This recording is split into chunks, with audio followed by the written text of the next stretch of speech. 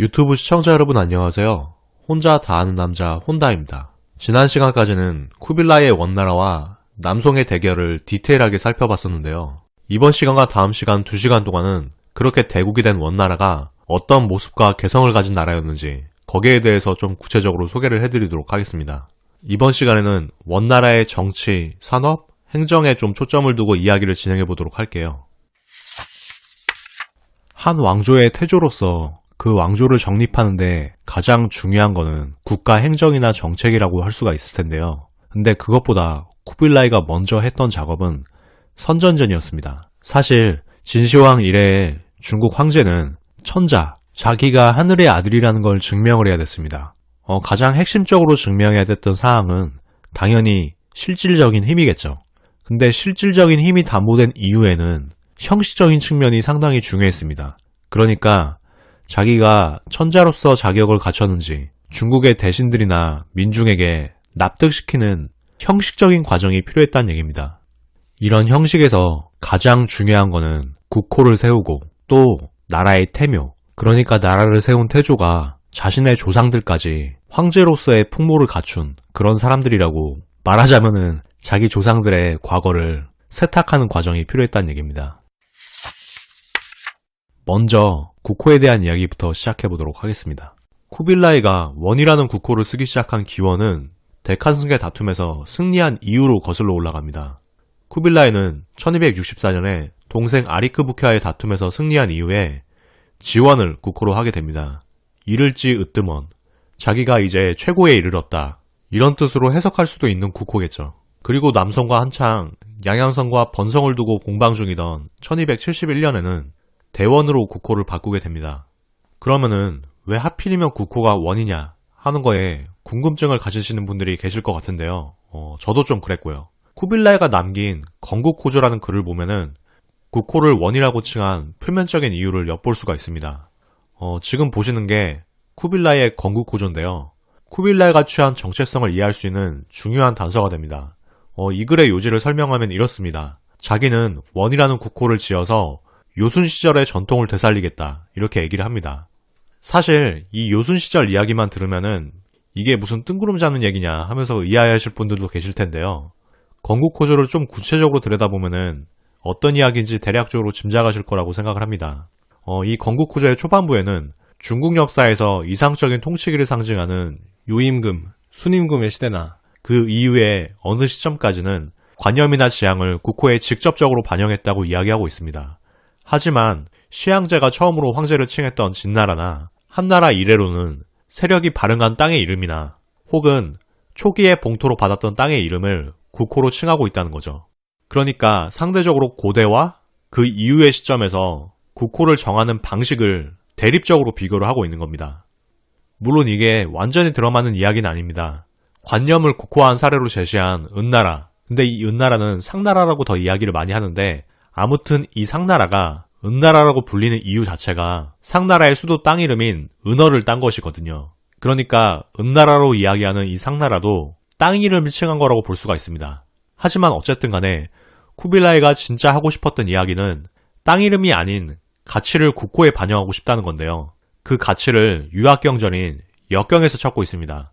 역경에서 특히 건원이라는 용어에 집중하고 있는데요. 이 건원은 만물의 본체이자 음양의 작용을 관장하는 존재라고 하는데요. 좀 더 쉽게 우리가 흔히 접할 수 있는 대상에 빗댄다면 그게 하늘이라고 합니다. 쿠빌라이가 이 하늘을 뜻하기도 하는 건원이란 말에 초점을 둔 거는 몽골에 하늘을 섬기는 탱그리 신앙이 보편화되어 있기 때문이라는 생각도 듭니다. 아무튼 쿠빌라이가 원을 국호로 정한 이유를 좀 종합을 하자면은 쿠빌라이는 중국의 어느 한 땅을 기반으로 세력을 성장시킨 게 아니기 때문에 굳이 한 땅의 이름을 국호로 삼아가지고 위화감을 불러일으킬 필요도 없고 북방에서 온 오랑캐라고 경시하는 사람들도 있겠지만 오히려 중국 군주의 전통적인 모범을 따르겠다, 이런 포부를 선포한 거라고도 볼 수가 있을 것 같습니다. 쿠빌라이가 중국 천자로서의 정체성을 확립한 첫 조치로 국호 결정을 살펴봤고요. 이어서 태묘에 대한 이야기를 진행해 보도록 하겠습니다. 태묘는 우리가 흔히 아는 종묘로 생각하시면 이해가 쉬우실 것 같습니다.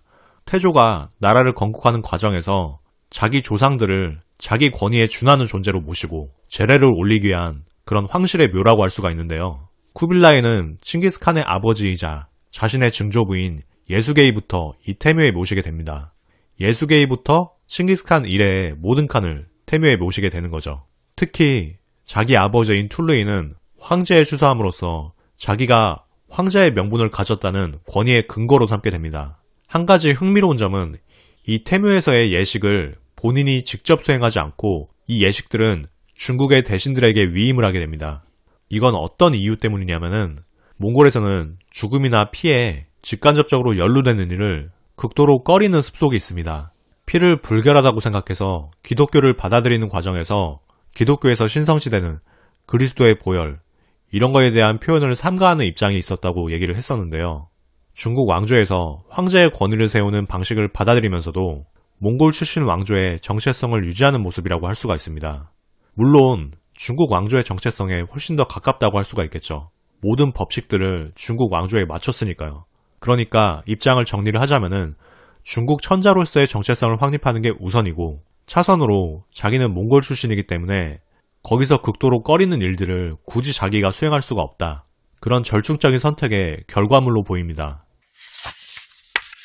이런 면들은 원나라 황실의 생활 양식에서도 볼 수가 있습니다. 가장 대표적인 예로 수도 대도의 심장부에 몽골인만 들어갈 수 있는 안식처를 만들었다고 합니다.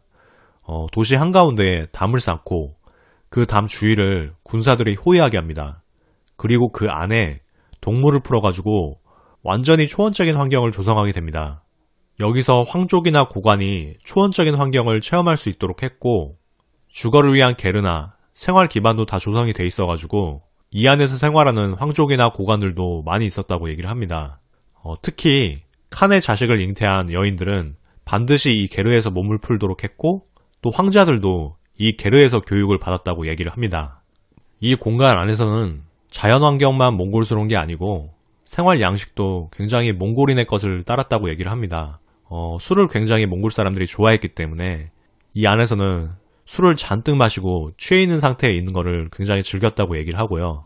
또 식사할 때도 큰 소리로 쩝쩝거리면서 국물을 마시는 걸 마다하지 않았고, 식탁에서 칼로 고기를 썰어 먹었다고 얘기를 합니다. 이거는 예전에 제가 다큐멘터리에서도 본 건데, 중국에서는 칼질을 부엌에서만 하는 거라고 생각을 하기 때문에 식탁에서 칼을 쓰는 걸 굉장히 꺼리는데, 몽골에서는 아무래도 육류를 굉장히 많이 섭취를 하다 보니까 필요에 의해서 이 육류를 분리하거나 이런 작업 때문에 식탁에서도 굉장히 칼을 많이 사용한다고 합니다. 이런 몽골 황가의 이중생활은 높은 벽 안에서 이루어지는 행동이었기 때문에 그렇게 큰 영향은 없었을 겁니다. 그런데 중국 황실의 전통과 몽골의 습속이 만나가지고 굉장한 무질서를 초래하는 경우도 있었습니다. 예를 들면은 중국에서는 조정의 조신들이 위계를 지켜가지고 자리하고 이동할 때도 격식을 갖춰가지고 이동을 하게 되죠. 그런데 몽골에서는 이것과는 다르게 혼란스럽게 때를 지어가지고 이동하는 그런 경향이 있었습니다. 그래서 대열이 너무 무질서해질 경우에는 칸이 위험해질 수도 있기 때문에 칸의 친위대들이 몽둥이를 휘둘러가지고 대열을 정돈시키는 경우도 있었습니다. 이런 걸 보면은 원나라 황실 내부에서는 두 가지 상충되는 문화가 조화롭게 공존하기 좀 어려웠다, 이런 생각이 듭니다. 여기까지 황실 내부의 법식을 세우는 과정에 대해서 좀 살펴봤는데요. 사실 이런 아주 기본적인 체계가 갖춰진 다음에는 현실 문제를 바라봐야 했습니다. 그래서 지금부터는 쿠빌라이 시대의 원나라가 어떻게 현실적인 문제를 조정했는지에 대해서 살펴보도록 하겠습니다. 그러면은 남송과의 전쟁을 마친 원나라의 입장으로 돌아가 보도록 하겠습니다. 이 상황에서 원나라에게 가장 행정적으로 우선시됐던 작업이 무엇이었을까요? 바로 전란으로 피폐해진 영토를 재건하는 사업이었습니다. 그 첫 번째로 쿠빌라이가 집중했던 것은 문화재 복원 사업이었습니다. 이 사업을 위해서 선무사라는 기관을 세우게 되고요. 이 기관에서는 전란으로 폐허가 된 사원이나 사당, 그리고 정주민들한테 큰 상징성이 있었던 건축물이나 구조물, 이런 것들을 복원하는 작업을 진행하게 됩니다. 비록 전란은 아니지만 우리의 숭례문 복원 사업이나 아니면 프랑스의 노트르담 대성당 화재 복원 사업, 이런 것들을 예로 들 수가 있을 것 같습니다. 이런 사업으로 던지는 메시지는 이런 거겠죠. 새로운 정치 세력인 우리 원나라가 당신들이 가치를 뒀던 것을 무시하지 않고 존중하겠다, 이런 메시지를 던져줌으로써 시민들의 정서적인 반발이나 물리적인 충돌을 최소화하려는 그런 장치로 보입니다. 그리고 그 이후에 중앙과 지방의 행정체제를 정비를 하게 되는데요. 이 대목이 바로 쿠빌라이의 재능이 가장 두드러지는 대목이라고 생각을 합니다. 먼저 천도를 단행하고 제국의 수도를 정비하는 작업을 하게 되는데, 과거 쿠빌라이 세력의 수도는 상도였습니다. 이 상도는 내몽골 자치구에 위치한 곳이고, 이 내몽골 자치구는 유목세계와 농경세계의 중간 정도 되는 지역이라고 할 수가 있죠. 쿠빌라이가 자기의 동생인 아리크부케와는 별도로 자체적인 쿠릴타이를 열어가지고 데칸으로 등극했던 곳이라고 할 수가 있습니다. 사실은 이 상도라는 도시는 아리크부케와의 경쟁 상황에서는 적합한 수도였습니다. 아리크부케를 견제하면서 중국의 영향력을 행사할 수 있는 곳이었기 때문이죠. 어중간한 위치지만 불안정한 대세에 대응하기 위해서는 오히려 적절한 곳이었다. 이런 역설이 있는 겁니다. 그런데 아리크부케는 사라지고 경제적으로 생산성이 그렇게 좋지 못했던 상도에다가 굳이 도읍을 할 이유가 없어집니다. 상도에 자리할 이유는 없어지고 천도가 필요해진 그런 상황이라고 할 수가 있습니다. 그래서 대신 유병충이라는 사람이 나서서 대도를 건설하게 되는데요. 몽골인들은 이 도시를 칸발리, 그러니까 칸의 수도라고 얘기를 하고, 중국인들은 대도라고 부르는 원나라의 수도가 되겠습니다. 이 지역은 현재도 중국의 수도인 베이징입니다.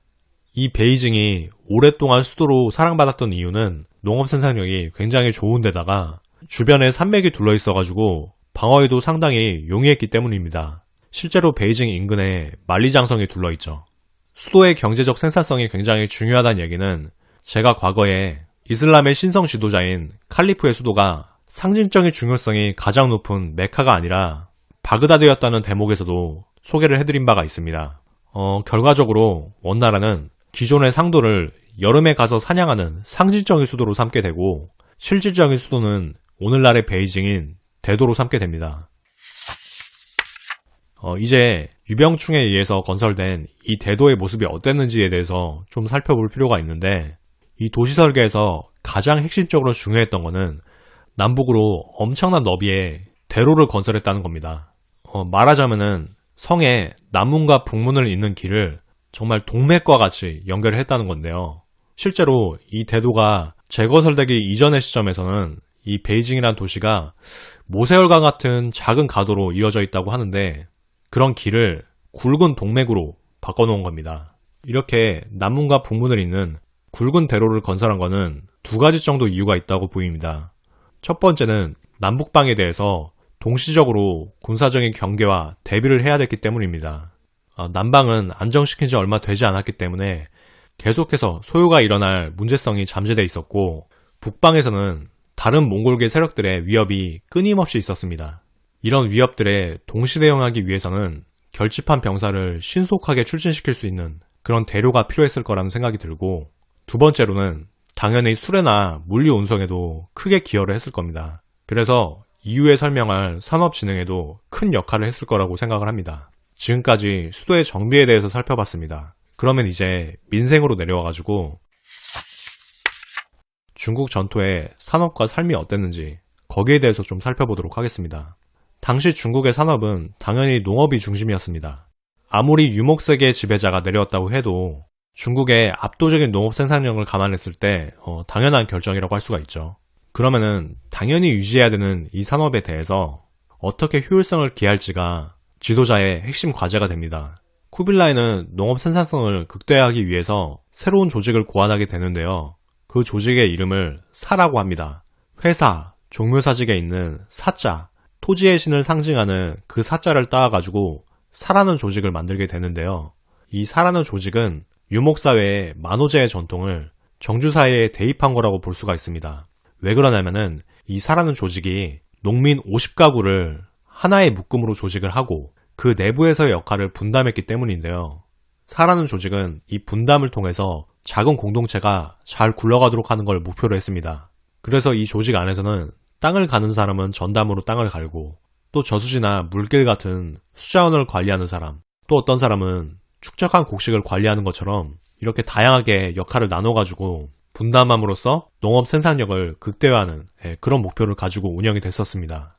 중앙에서는 이 사를 관리하면서 빈민구제 관청을 운영을 했는데요. 결국에 이 사라는 조직을 통해서 우리가 볼 수 있는 거는 정주 문명의 생산성 증대를 위해서 유목사의 체제를 도입했다. 이런 쿠빌라이의 개성을 다시 한번 볼 수가 있습니다.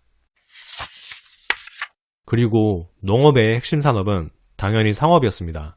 이 상업은 칭기스칸 이래로 굉장히 중시되었던 산업이죠. 칭기스칸은 타국과의 외교에 앞서서 항상 이 상인들을 앞세워가지고 타국과의 관계를 개선하는 데 사용하기도 했고, 실제로 국부를 증진시키는데 굉장히 주요한 역할을 하도록 장려하기도 했습니다. 쿠빌라이도 역시 이런 중상 정책을 계속해서 이어나가게 되는데, 그 핵심적인 예로 대도 내에 전 세계 사람들이 머물 수 있는 구역을 문화권별로 권역화했다고 얘기를 합니다. 그래서 이탈리아, 북아프리카, 중동, 인도, 그리고 동쪽에서는 고려, 이런 식으로 다양한 지역에서 온 상인들이 거주를 하면서 아주 자유롭게 상행위를 전개를 하게 됩니다.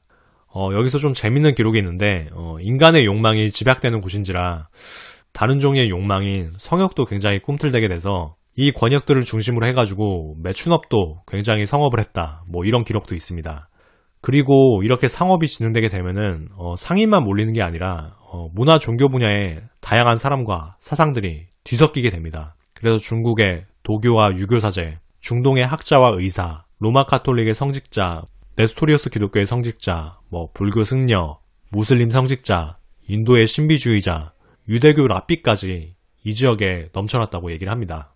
몽골은 이런 식으로 상행위와 문화에 있어서 엄청난 개방성을 추구를 하게 되고, 문화권 각각의 공간을 마련해 줌으로써 안정감을 가지고 서로 융화될 수 있도록 도왔던 그런 선진적인 면모가 있었습니다.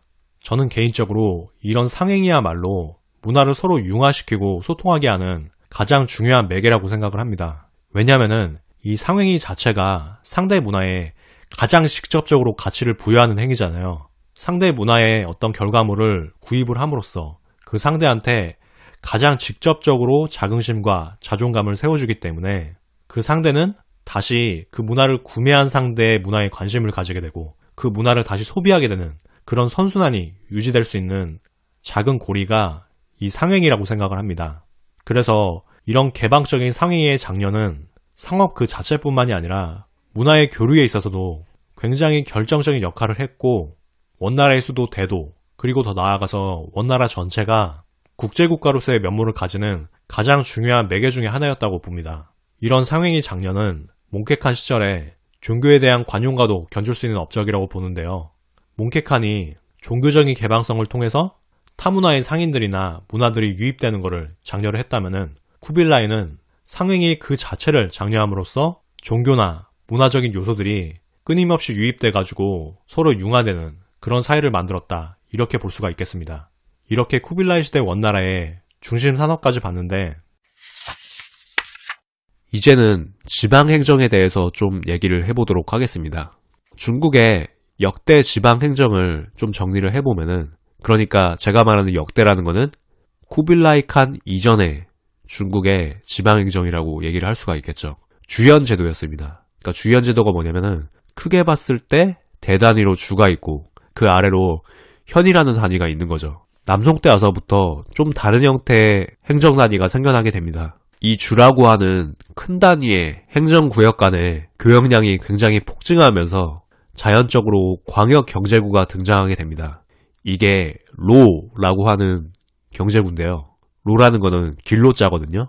이게 남송 전역에 20개 구역 정도가 있었고, 말 그대로 길처럼 이런 행정구역들을 연결시켜주는 그런 역할을 했습니다.